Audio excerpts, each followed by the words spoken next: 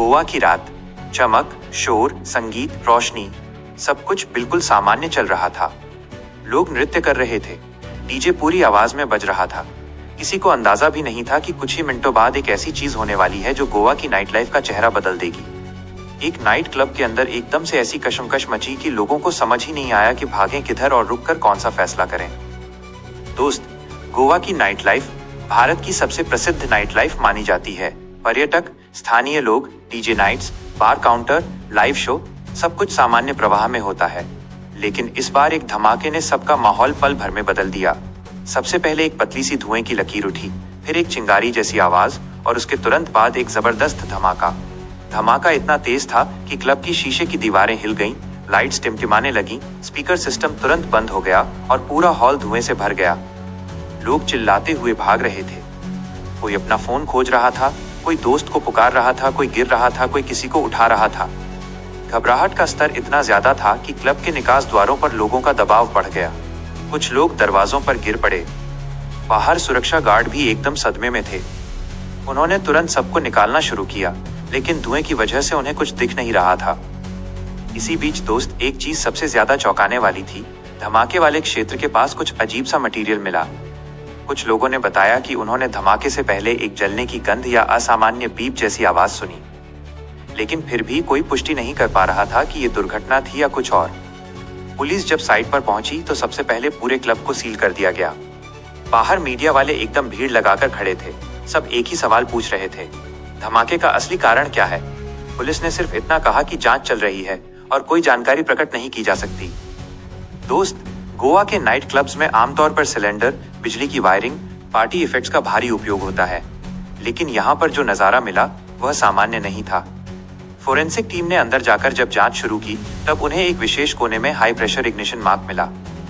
ये मार्क सामान्यतः gas cylinder blast में नहीं होता।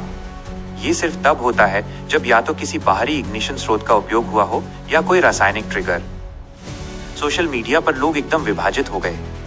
कुछ कह रहे थे कि ये लापरवाही है, कुछ कह रहे थे कि ये सुनियोजित हो सकता है।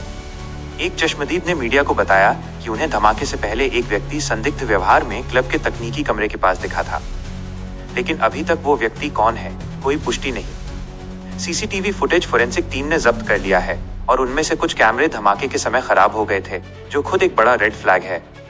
इस केस का सबसे बड़ा मोड़ तब आया जब क्लब के स्टाफ के कुछ सदस्यों को पूछताछ के लिए ले जाया गया। पुलिस का कहना था कि उनसे बस सामान्य पूछताछ हो रही है, लेकिन जनता को लग रहा था कि कोई ना कोई अंदरूनी मसला हो सकता है।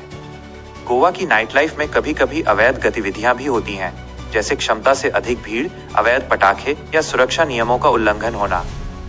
लेकिन इस धमाके में जो तीव्रता थी वो सामान्य अवैध पटाखों से भी नहीं हो सकती।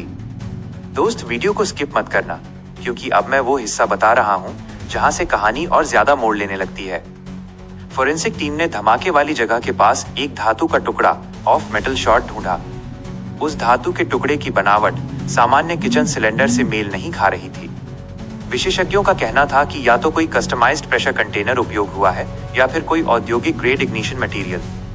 इसके बाद गोवा पुलिस ने आसपास के गोदामों और सप्लायर्स को चेक करना शुरू कर दिया। एक गोदाम के मालिक ने पुलिस को बताया कि कुछ दिन पहले कुछ अज्ञात लोगों ने एक हाई प्रेशर कंटेनर किराए पर लिया था, जिसका उद्देश्य इवेंट इफेक्ट बताया गया, लेकिन उनका आईडी सत्यापन अधूरा था। ये जानकारी केस को और गहरा बना देती है। इसी बीच नाइट क्लब के सीसीटीवी फुटेज का एक हिस्सा बरामद किया गया, जिसमें एक आदमी तकनीकी कमरे के पास डिटेल्स छुपाते हुए दिखता है। उसका चेहरा साफ नहीं है, पर जैकेट, शरीर की बनावट और चलने का तरीका फोरेंसिक एआई को दे दिया गया है। पुलिस अब इस व्यक्ति की पहचान करने में लगी हुई है। मारपीट, भागदौड़, चोट, सदमा, क्लब के अंदर जो हालत थी वो किसी भयानक सपने से कम नहीं थी। कुछ लोग बेहोश हुए, कुछ लोगों को ऑक्सीजन सपोर्ट पर रखना पड़ा। गोवा के अस्पतालों में इमरजेंसी वार्ड भर गया। डॉक्टरों ने साफ तौर पर कहा कि धमाके की शक्ति अस्वाभाविक लग रही है, क्योंकि चोटें सीधे विस्फोट के दबाव की लहर, एक्सप्लोजन प्रेशर वेव से हुई हैं। जनता की प्रतिक्रिया एकदम सदमे भरी थी। लोग बोल रहे थे कि अगर गोवा जैसे सुरक्षित नाइट लाइफ वाले क्षेत्र में ऐसा हो सकता है तो बाकी जगह क्या गारंटी है। क्लब के बाहर मोमबत्तियां जलाकर विरोध हुआ। लोगों ने नाइट क्लब सुरक्षा मानदंडों को लेकर सवाल उठाए। दोस्त, सबसे बड़ी बात यह है कि सरकार भी अब इस केस में सक्रिय हो गई है। मुख्यमंत्री ने मीटिंग बुलाई, पर्यटन मंत्री ने बयान दिया कि नाइट लाइफ सुरक्षा प्रोटोकॉल दोबारा समीक्षा किए जाएंगे, लेकिन लोगों का कहना है कि समीक्षा से ज्यादा कार्रवाई चाहिए। धमाका आकस्मिक था तो कैसे हुआ? अगर सुनियोजित था तो किसने किया और क्यों किया? अब एक अंदरूनी सूत्र से एक चौंकाने वाली जानकारी आई है। क्लब के अंदर तकनीकी वायरिंग में छेड़छाड़ और टैंपरिंग के संकेत मिले हैं। छेड़छाड़ किसी पेशेवर ने की होगी, क्योंकि तारें एक विशेष पैटर्न में काटी और बाईपास की गई थीं। ये चीज सामान्य स्टाफ नहीं कर सकता। इसके अलावा धमाके के थोड़ी देर पहले क्लब में बिजली में उतार चढ़ाव ऑफ पावर फ्लक्चुएशन हुआ था।